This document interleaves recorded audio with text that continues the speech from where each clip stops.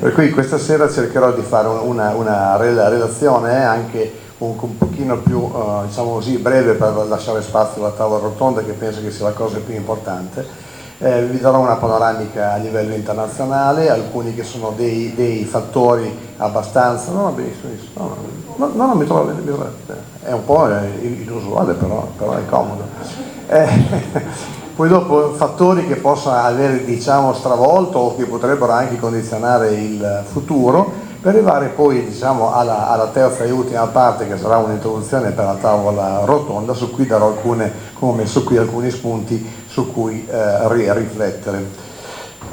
Perfetto. Innanzitutto partiamo con questa bella slide un po' pirotecnica, in cui in verde in alto a sinistra vediamo quelli che sono aspetti che si sono via via diciamo, rasserenati, per cui all'inizio si pensava che la logistica del Mar Nero fosse un problema insormontabile, poi dopo abbiamo visto che col corridoio e con una sorta di, diciamo, pacifica convivenza russi e ucraini riescono a esportare, fanno rotte un po' particolari, ma riescono a uscire. Poi dopo abbiamo avuto un fattore, diciamo, molto positivo per il mercato, nel senso che ha fatto calare i prezzi non per chi produce, per il grano duro, che è stato l'asse russo-turco, che ha fatto sì che anche il grano duro dell'origine turca, notoriamente di bassa qualità e quasi mai esportato fino a quest'anno, sia arrivato sulle nostre piazze miscelato al grano di origine kazako-russa, che invece normalmente ha una qualità abbastanza alta sia come contenuto proteico che come indice di glutine. Poi gli Stati Uniti e il Canada alla fine hanno prodotto meglio di quello che pensavano come inizio. All'inizio si pensava di una siccità molto, molto seria, poi alla fine in quelle aree normalmente i terreni riescono anche a recuperare, per cui alla fine hanno fatto delle produzioni non dico medie, però diciamo meno negative di quello che si aspettava. L'emisfero sud invece ha fatto una performance molto alta, cui ha fatto delle rese ottime sia come grano che come mais, e questo ci voleva dopo un'annata, dopo che 2 anni fa avevamo avuto dei problemi seri. In arancione, per cui vediamo ancora quello che rimane aperto come aspetti, il conflitto nel Mar Nero. E poi anche abbiamo il conflitto nel Mediterraneo, ma diciamo che il conflitto israelo-libanese non crea problemi dal punto di vista per le commodity agricole. I consumi e cosa vorrà fare la Cina, che normalmente è una, diciamo, accaparratrice di prodotti agricoli nel momento in cui le tensioni internazionali sorgono.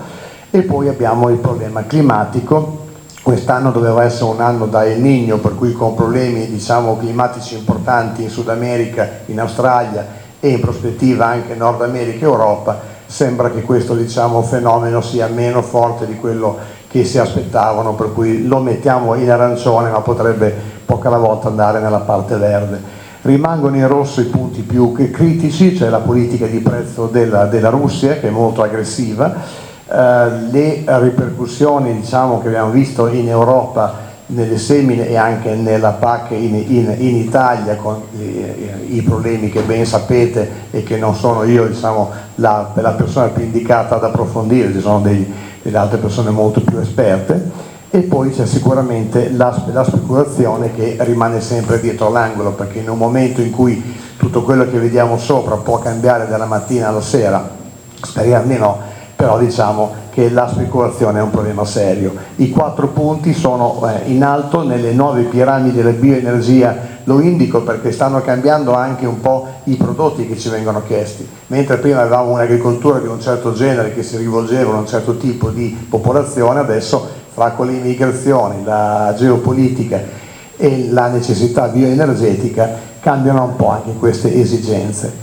Finanza e speculazione, come ho detto, rimangono attivi, molto importante anche il cambio euro-dollaro, perché vedremo dopo che ripercussioni c'ha, e la geopolitica, vabbè, quella diciamo, è un concetto molto ben diciamo, analizzato e che evidentemente è forte tuttora. Andiamo a vedere per cui per singolo prodotto.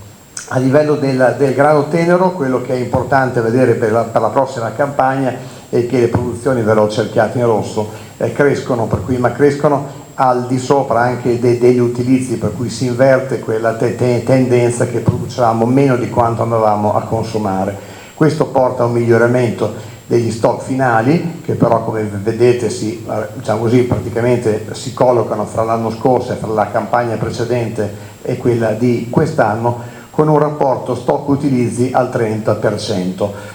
In Europa la situazione è rimane abbastanza statica. Ho aggiornato i dati con gli ultimi che sono usciti neanche 6 settimane fa, vedete che essenzialmente non cambia molto. Quello che diciamo che rimane un po' da sottolineare è che la produzione lentamente sta calando negli ultimi anni in Europa. L'export è molto condizionato anche dalla possibilità che abbiamo di poter esportare se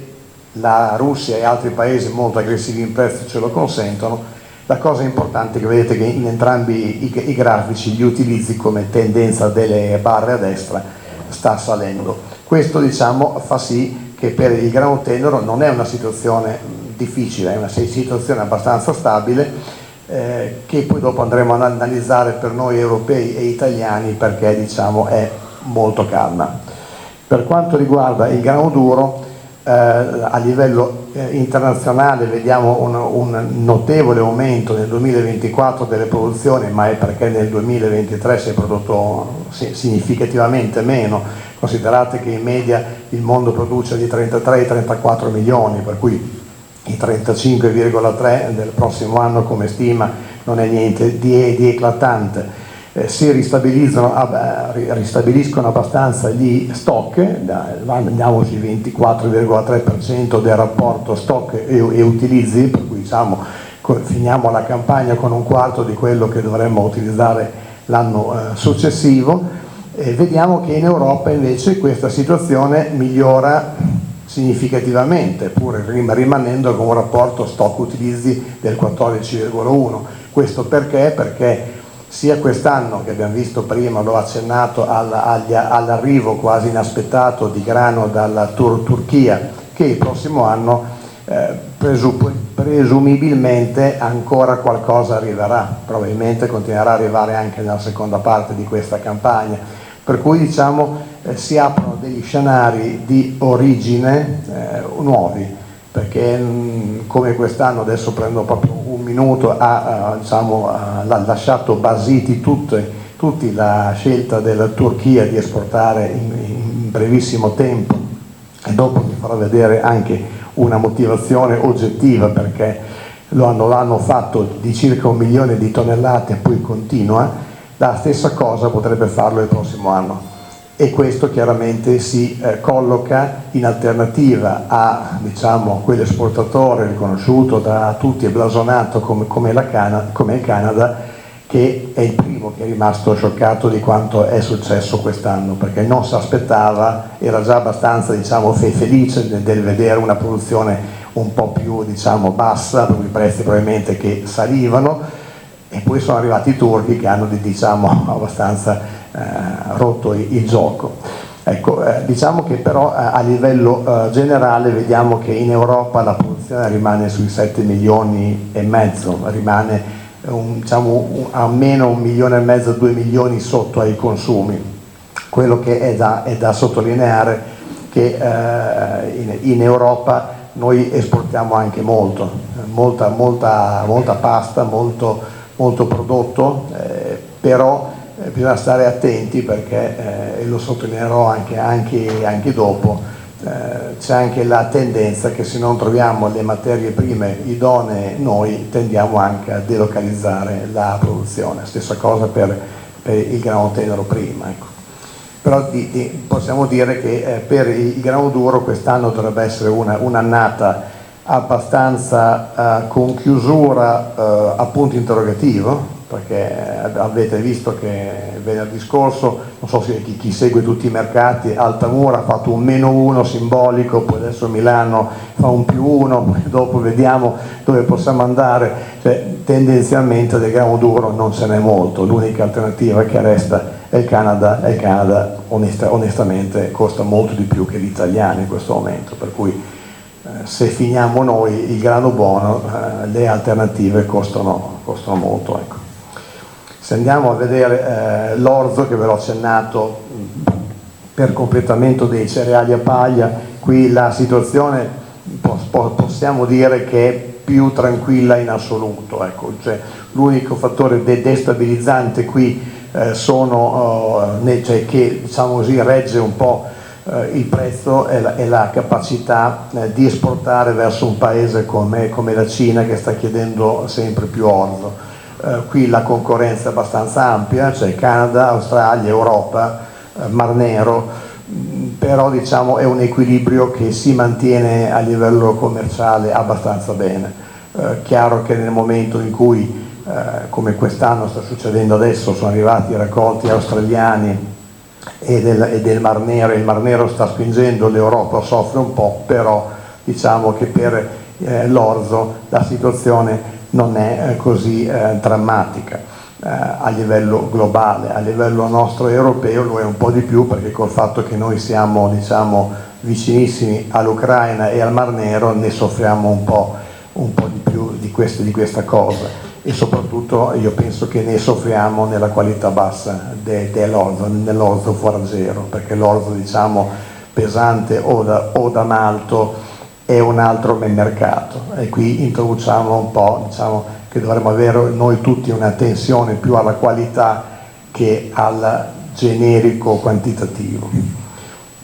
Arrivando al mais, che probabilmente è una delle commodity che è più diciamo rilevante qua in Veneto, a livello internazionale vedete che sono 2 annate, sia questa che la prossima, attese con una ottima produzione.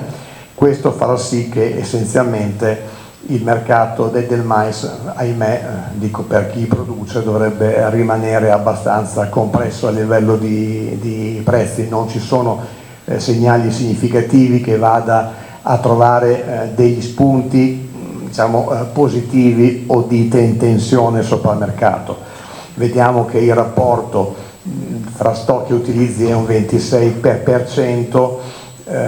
e qui dopo andremo a capire dove sono quegli stock, per cui capiremo che anche un 26% che sembra diciamo tranquillizzante potrebbe non esserlo poi così, però diciamo che in generale la situazione non è seria.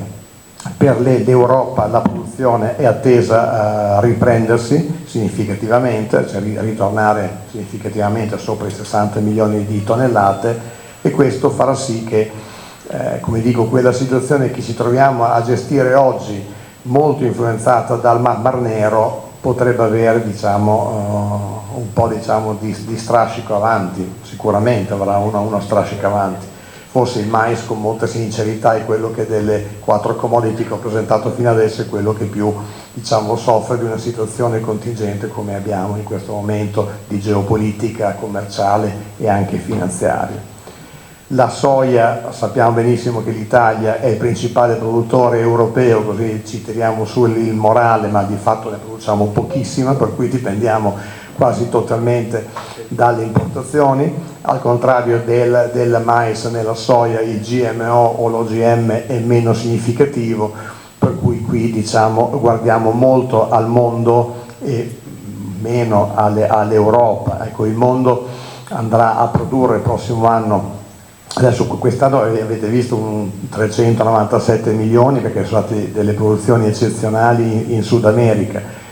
Nelle stime si cerca sempre di avere delle rese etero-medie, per cui mantenendo più o meno le superfici con delle rese meno diciamo, straordinarie, si dovrebbe comunque andare a produrre abbondantemente diciamo, sopra quelli che possono essere i consumi diciamo, sia industriali che diciamo, per altri utilizzi, per cui oli e farine. Se fate la somma sono 380, ne facciamo 383, ma è già significativo, perché cioè, negli ultimi anni i consumi e gli utilizzi, le produzioni e i consumi sono sempre andati abbastanza in parallelo, e diciamo sono delle tendenze che come vedete ci sono, cioè in crescita sia nelle produzioni che nei consumi, però non stanno creando, diciamo, tensioni particolari, salvo che eventi climatici, che ormai dobbiamo considerare che gli eventi climatici non sono più un qualcosa di esterno, ma sono qualcosa di strutturale nella nostra agricoltura.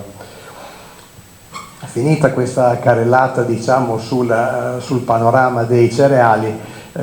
volevo approfondirvi alcuni aspetti su cui farvi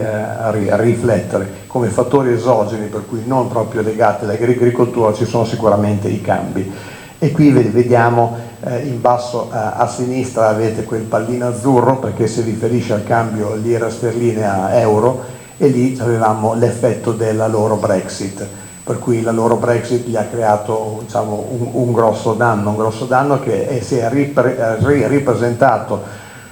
neanche 2 anni dopo con il Covid che però vediamo nella parte alta, nell'euro-dollaro, è stato molto meno disastroso e molto meno, diciamo, drammatico rispetto a quanto è successo per la lira sterlina, per poi dopo avere un calo significativa. Noi abbiamo avuto, diciamo, meno effetto sopra il Covid, abbiamo sofferto un pochino di più significativamente l'inizio del conflitto, che è il primo pallino rosso, e poi vediamo che il secondo conflitto internazionale di fatto non ha creato grosse turbative. Questo però per dirvi come con quel 26% di differenza del cambio, se noi andiamo a comprare un prodotto che costa $100 e lo dividiamo per 1,26 o per 1, se è 1, $100 diventano 100 euro, se invece il nostro cambio è un 26% più, diciamo così, debole, cioè scusate, forte, noi andiamo a pagare quasi 70 euro quel $100, per cui il cambio comincia a diventare un qualche cosa in cui non possiamo esimerci da guardare. Prima vi accennavo del discorso della Turchia. Se vedete in basso a destra ve l'ho cerchiato e ho scritto 38%, perché? Perché appena prima di fare quella vendita miracolosa di 1 milione di tonnellate a circa 400 euro, cioè questa vendita ha anticipato la svalutazione della lira turca. Ora è, secondo me, non di poco conto mettere insieme le due cose. Cioè, la Turchia vende 1 milione di tonnellate, si porta a casa 400 milioni di euro e dopo svaluta del 38% la valuta. È una speculazione finanziaria, secondo me, molto importante e che va annotata. Poi dopo uno dice 400 milioni di euro cosa sono per Erdogan, però diciamo che è abbastanza curioso che le due cose si siano, diciamo così, messe in fila. Se andiamo avanti vediamo, adesso qui vi faccio vedere la rilevanza del mercato ucraino, o più in generale del Mar Nero, sulle commodity. Vediamo che in Europa noi siamo molto, diciamo, consentitemi, invasi dalla mais, poi chiaramente arriva anche del grano, molto meno orzo e girasole come granella, perché il girasole sappiamo bene che è trasformato in Ucraina e arriva già come olio, se arriva. Per cui ecco, diciamo, queste sono le direttrici che erano nel momento in cui stava per scoppiare la guerra, e qui è quello che è successo prima, 2021 e 2022. Vedete la rilevanza dei paesi. Nel 2021 i due paesi europei che andavano a prendere, diciamo, il grano ucraino erano la Spagna e i Paesi Bassi. Nel 2022 la Romania diventa il principale cliente della Ucraina e compaiono anche Polonia, Italia, Ungheria, oltre alla conferma chiaramente della Spagna e dei Paesi Bassi. Questo vuol dire che l'Ucraina ha diretto principalmente la sua esportazione non tanto verso paesi storici come la Cina e l'Egitto, ma ora guarda molto molto intensamente all'Italia e all'Europa essenzialmente. Ora a questo punto, con queste panoramiche un po' generiche, dobbiamo cominciare a fare delle riflessioni, a farci qualche domanda. Innanzitutto bisogna, diciamo, capire bene quali possono essere stati gli influssi della PAC e delle semine in Europa, per cui adesso appena arriveranno i dati ufficiali e non gli ufficiosi che tutti stiamo cercando di reperire in modo vario, faremo una prima analisi, ma sarà importante anche capire, come vi dicevo prima, che cosa faranno paesi come la Turchia. Potrebbe seminare anche più grano duro, quest'anno visto il buon risultato economico che ha avuto l'anno precedente. Poi anche c'è Stati Uniti e Canada che probabilmente già nelle stime manterranno le superfici dell'anno scorso, rese basse l'anno scorso, prossimo anno rese medie, per cui aumento della offerta. E poi c'è il discorso del Brasile, che chiaramente ha tratto vantaggio da tutta questa confusione nel Mar Nero, per cui ha mantenuto, diciamo, molto bene, molto chiara il suo interesse di continuare a fornire a paesi come la Cina. Altro aspetto importante sarà per cui capire che strategie di vendita avranno i paesi esportatori da qui a giugno, per cui prepararci alla nuova campagna. Essenzialmente, se parliamo di grano, il principale paese che adesso rimane a offrire grani di qualità può essere il Canada, grani teneri di qualità e anche duri. E poi c'è il punto interrogativo della Turchia, che a mio avviso dovrebbe aver finito le scorte di russo e kazako, per cui se va a esportare esporta qualità mediocre, come onestamente ha sempre fatto, ma senza essere offensivo, cioè gli viene un grano duro di bassa qualità, punto. Per cui potrebbe andare a inficiare i mercati internazionali, per cui vende in Nord Africa, i canadesi non vendono in Nord Africa, si nervosiscono e ci vendono a un prezzo un po' più aggressivo,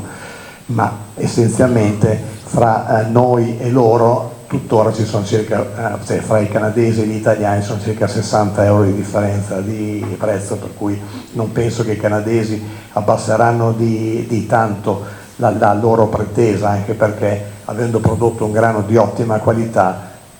non sono un agricoltore, ma parlando con gli agricoltori, all'agricoltore scoccia abbastanza svendere il grano quando è proprio buono, per cui dice al peggio lo riporto a nuovo, e il Canada tranquillamente può portare a nuovo un raccolto intero, perché hanno capacità di stoccaggio gli agricoltori e gli consente di non vendere se non sono convinti.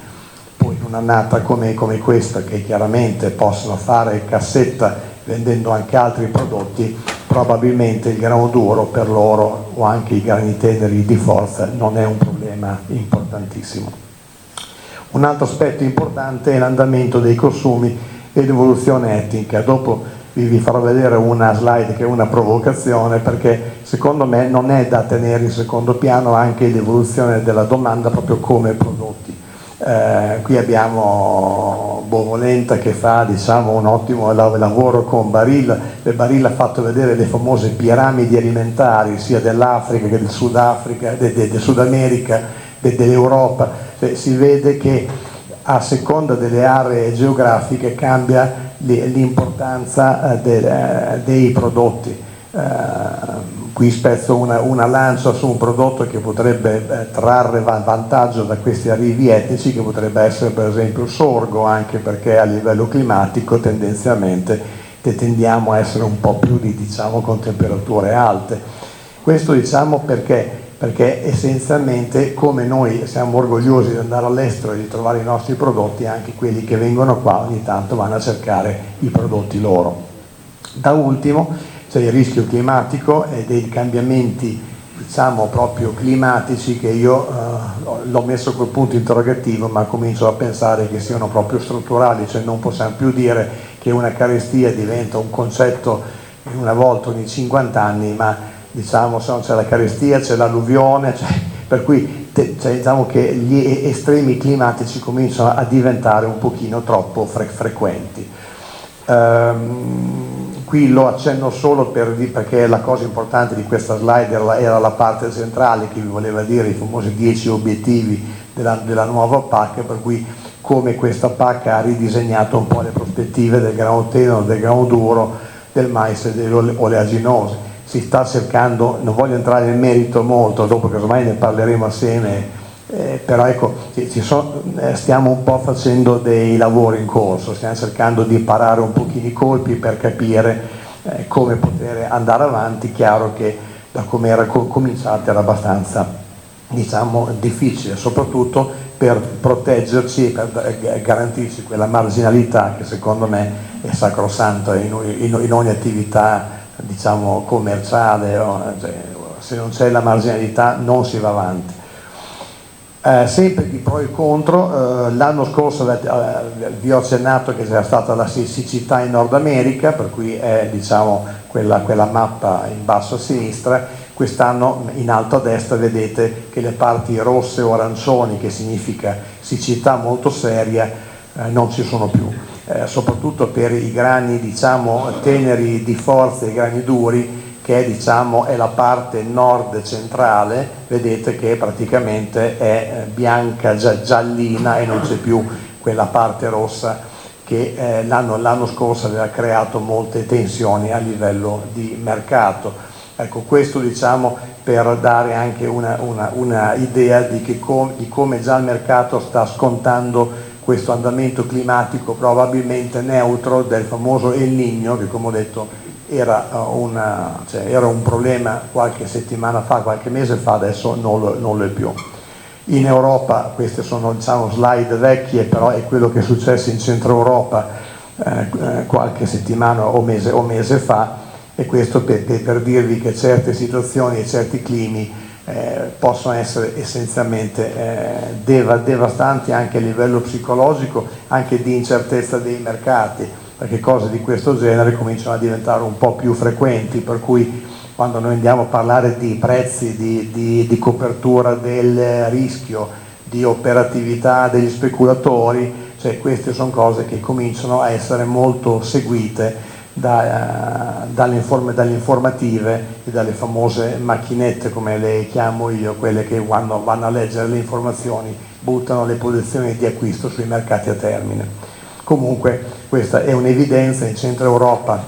sono state perse delle aree a cereali invernali che verranno chiaramente seminate a cereali primaverili, per cui gli orzi potrebbero fare il malto, ci sarà mais, ci saranno sicuramente altre colture importanti.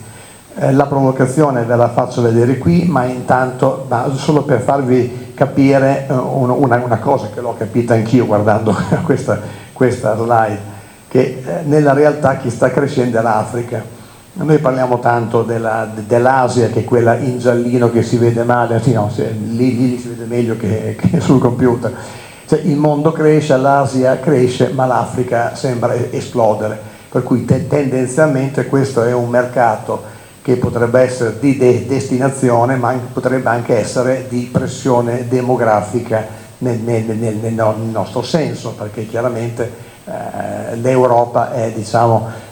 l'obiettivo principale di queste persone. La linea rossa è dove siamo oggi, la prospettiva, come vedete, è molto forte. L'Europa chiaramente cala, e questo, diciamo, è l'altro fattore importante. Non voglio dire che andremo tutti a mangiare il couscous, non si mangerà più la pasta, però se rimaniamo sul grano duro, per fare il couscous la qualità del grano duro non è necessariamente un ottimo glutine, una proteina del 15%, l'importante è che non abbia volpatura, la proteina può essere quella che ci pare, basta che sia un 12% sopra il secco, l'importante è che abbia un buon peso specifico. Questo è un prodotto, lasciatemi dire, generico, che non è che dovremmo andare a produrre noi, perché chi produce il couscous normalmente non paga un premio, cioè prende il prezzo del grano che costa meno in assoluto, e non per caso Algeria, Tunisia e Marocco comprano sempre il grano canadese, andando a fare negoziazioni governo su governo a ribasso. Questo per darvi un'idea di dove si può andare. Noi dovremmo concentrarci chiaramente su fare prodotti di qualità, se no non ne usciamo, secondo me. Nel 2024, questo è quello che ci aspetta, è un anno di elezioni, un anno, dico io, di cibo, perché il cibo, ve lo scriverò in chiaro dopo, è uno strumento, è un'arma praticamente, l'abbiamo già visto, e soprattutto è anche un modo per fare della propaganda, perché chi può avere la possibilità di esportare e decidere il prezzo a suo piacimento, e mi riferisco al signore in alto a sinistra, quello potrebbe tranquillamente giocarla a suo favore sia a livello elettorale interno che a livello di influenza esterno. Non voglio fare politica, però per dirvi che questo è un altro fattore esogeno, perché non è il mercato che detta un prezzo, ma sono interessi molto più ampi. L'Europa avrà il suo bel da fare nel contenere gli arrivi dall'Ucraina via camion, treno e tutto il resto. In basso a sinistra abbiamo l'India, che chiaramente è l'altro paese che sta sviluppandosi più di ogni altro, per cui anche loro hanno chiaramente una necessità in questo senso, e poi ci sono le elezioni americane che chiaramente avranno un influsso importantissimo su queste politiche anche di aiuto, di gestione degli equilibri e della geopolitica, per cui qui l'agricoltura, ahimè, rimane al centro, perché come dico il cibo è diventato un'arma. Come reagiscono i mercati? Ecco, questo questo bel emoji in mezzo, e ogni tanto quando mi sveglio la mattina anch'io che vado a vedere, poi dico cosa sta succedendo, perché il dubbio ci arriva. Da in alto a sinistra i mercati a termine del Chicago Board of Trade o Parigi Euronext, in basso a destra l'Ager Bologna, il Son di Bologna, molto orgoglioso, poi c'è il discorso energetico in alto a destra, e in basso chi vince e chi perde, il famoso film di Eddie Murphy, Una poltrona per due. Lì si parlava di succo di arancia, noi parliamo di cereali. Comunque, come hanno reagito i mercati? Vediamo su Parigi il grano tenero, il future il future di grano tenero su Parigi. Abbiamo avuto il momento della pandemia. La pandemia ha creato delle tensioni che a questo punto possono sembrare minime, ma all'epoca erano molto significative, perché siamo passati da 170 a 180 euro a più di 200, 230, che già ci sembrava un aumento stratosferico. Poi dopo abbiamo avuto il problema della carestia in Canada, per cui chiaramente il Canada stringe, esporta meno, e i mercati si cominciano a surriscaldare, anche perché, come ho detto prima, alcuni paesi possono giocare sopra i prezzi, ma ne traggono anche vantaggio. Adesso qui non l'avete visto, ma io mi ricordo, oltre che il 2007-2008 che abbiamo davanti agli occhi tutti, c'è stato anche il 2010, dove sembrava che tutta la pianura della Siberia russa fosse andata a fuoco e non ci fosse più grano in assoluto. Lì fu un'altra di quelle speculazioni fenomenali, per poi arrivare, come dico, nel gennaio del 2022, febbraio penso, per la guerra. Ho rimosso un po' il mese perché è una cosa che non mi piace molto, però diciamo inizio del 22 con la guerra, il picco, per cui non solo problema di avere alle spalle un raccolto canadese scarso, ma anche il blocco dell'uscita del grano generico, lasciatemi dire, dal Mar Nero, e lì c'è stato proprio il salto, per cui diciamo il Matif da un minimo di 170-180 euro tocca quasi 450 euro. Poi dopo si riapre il corridoio e vedete che gradualmente si rientra, ma si rientra a un livello che non saranno più i 170-180 euro, ma probabilmente potrebbero essere i 200-210, se non sbaglio oggi è sul 213 rotto, per cui diciamo, però comunque c'è stata una volatilità importantissima. Prima accennava il nostro amico, sono commodity, sì è vero, cioè, il Matif quota una commodity, per cui è un grano tenero il più generico possibile, il famoso 76 11 220, per chi è tecnico, diciamo, qui peso, diciamo, proteina e falling number, i tre numeri, però diciamo dopo da lì si costruiscono i premi. Però se la base è molto bassa, quando noi andiamo a fare un premio per avere adesso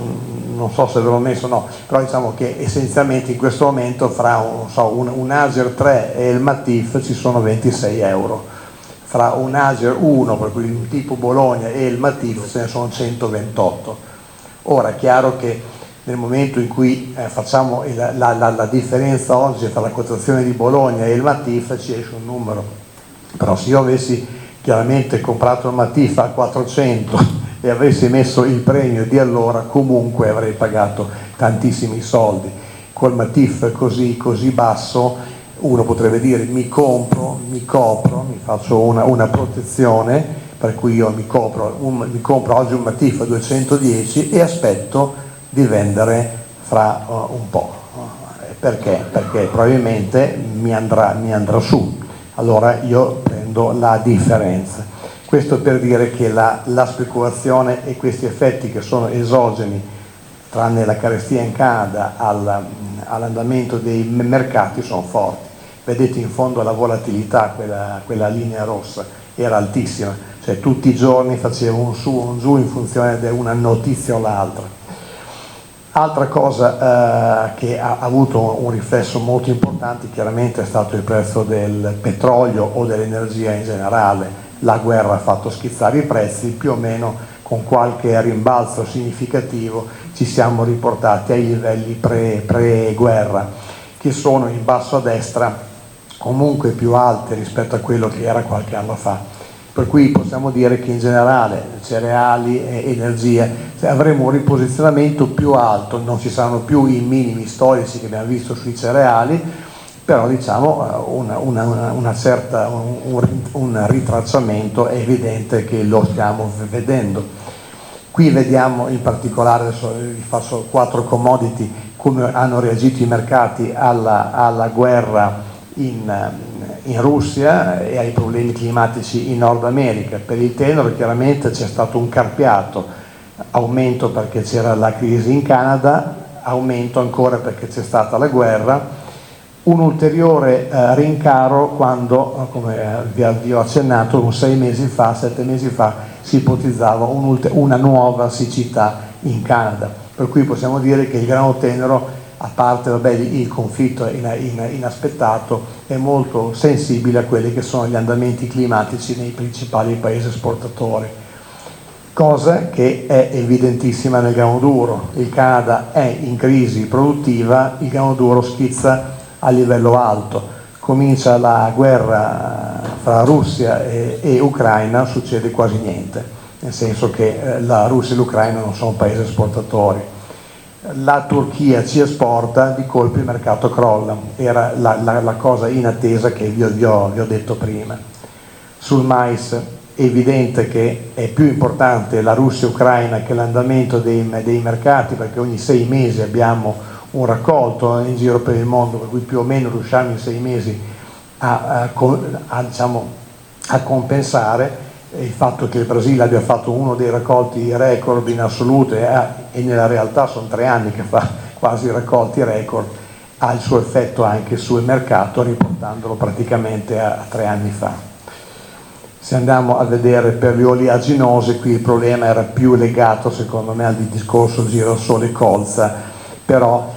qui dobbiamo anche sapere che la speculazione o le coperture sono molto lunghe, per cui coprendo a 18 mesi a futuro qualunque evento viene normalmente moderato da questo tipo di attività di copertura del rischio che hanno sia i produttori che i venditori. Arrivando ai nostri punti, per cui cosa si potrebbe produrre in un futuro, come poterlo produrre, con chi e per chi soprattutto e con che marginalità. E qui arriviamo ad alcuni ragionamenti di partenza per la tavola rotonda, per cui il cibo e le scorte sono, per cui io le reputo un'arma convenzionale e un tool finanziario per i fondi, cioè sono sia uno strumento di convincimento che anche uno strumento finanziario, perché i fondi finanziari,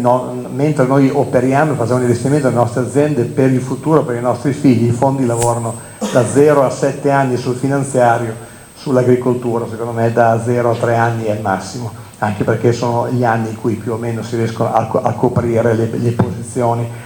e questi chiaramente escono e entrano quando devono fare cassetta quando devono pagare i dividendi, per cui sono staccati da quel concetto di agricoltura e di che cosa sta succedendo. Poi c'è il trittico produzioni, consumi e stock, e qui vi svelo che il 60% degli stock sono in Cina, paese utilizzatore, non esportatore, per cui quando noi andiamo a dire che nel mondo c'è il 30% di stock di cereali è come che ci fosse un 15%, perché la metà è in Cina e la Cina normalmente lo usa proprio come strumento, come arma convenzionale di difesa. C'è un conflitto internazionale, noi abbiamo da dare da mangiare ai nostri. È una cosa molto semplice, però è così, e ci credono e lo fanno. Poi c'è la volatilità dei prezzi, che chiaramente l'abbiamo visto bene, i mezzi tecnici possono cambiare e di molto, alla stesso i prezzi,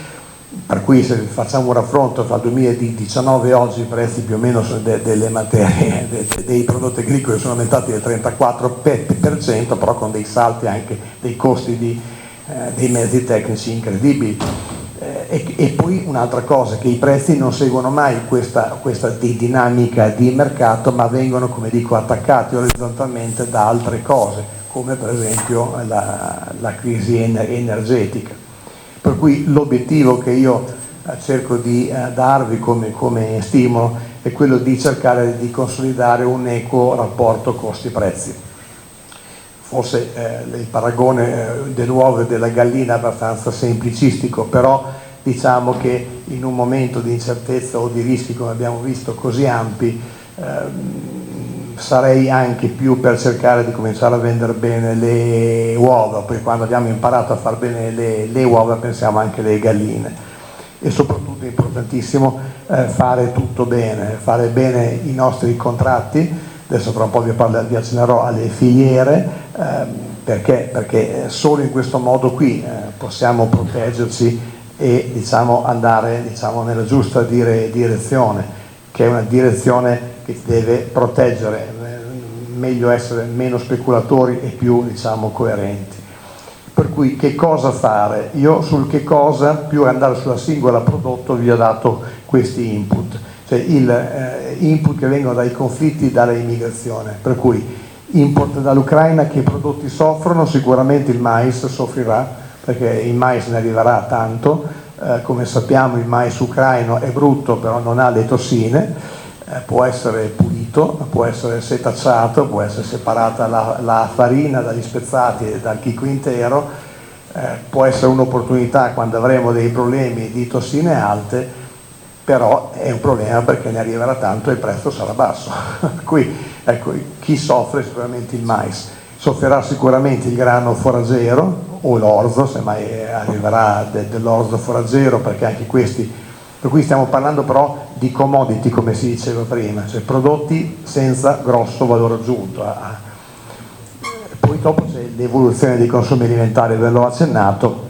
e le energie alternative, perché c'è tantissima pressione per fare un uso alternativo delle nostre colture, casomai non portandole a maturazione ma utilizzandole prima. Queste sono le cose che potrebbero farsi riflettere sul che cosa, e anche ve l'avevo scritto, quello che si produceva fino a ieri è ancora attuale. Chiediamocelo, se la risposta è sì si continua, se no si cambia.